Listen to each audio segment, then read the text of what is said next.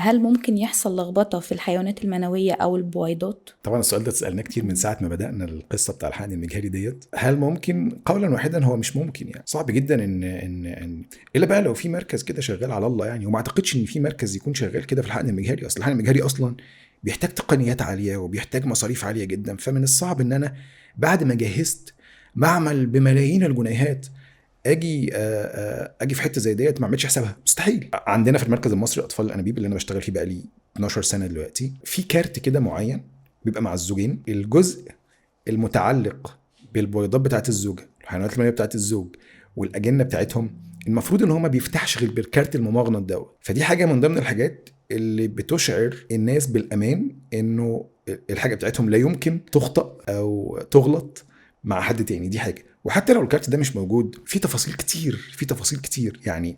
من ضمن التفاصيل اسم الزوجه ثلاثي واسم الزوج ثلاثي دوت بيتراجع مثلا مش عاوز اقول لك 20 مره.